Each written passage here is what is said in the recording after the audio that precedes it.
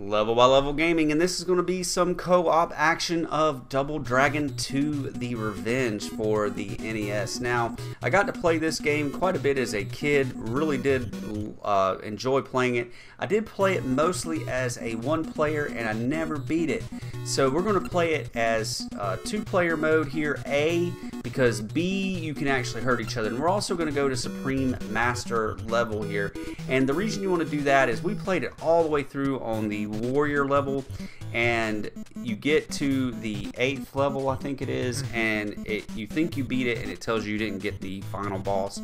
So yeah, you want to make sure you do that. Now, the premise of the game is you're playing as two characters, double dragons, Billy and Jimmy, and their girlfriend was killed by this evil cult gang, whatever you want to call it, the Shadow Warriors, and you have to battle your way through the city to the lair of the evil master and avenge her death.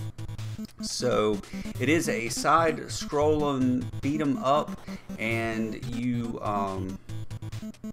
have to get a handle of the controls right off the bat, because that is the biggest thing that was learning curve for me.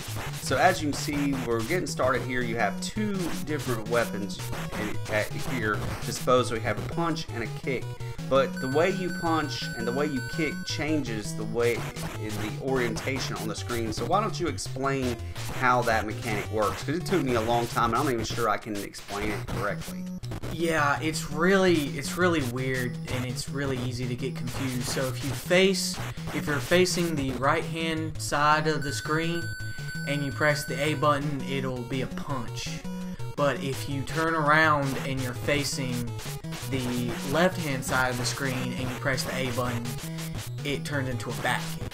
So yeah, whichever way you're facing, the same button switches, it flip-flops. Yeah, and that, I'm telling you, that and one other thing really threw me off guard that I just didn't remember, because it's been so long since I played this game that was so difficult, is the jump mechanic.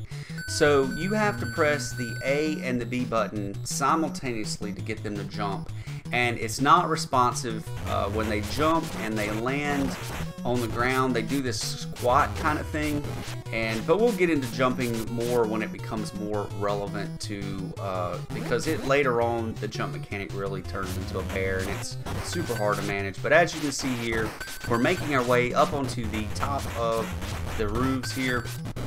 And it's not as prevalent because we've already played through all the way through on the Warrior mode, like I said before, so you're not seeing it as much. But I'm telling you, I would be facing an enemy and I would push the button to punch him, and I wouldn't realize that the buttons had switched because the way I was facing it, and I would do a kick and get beat up.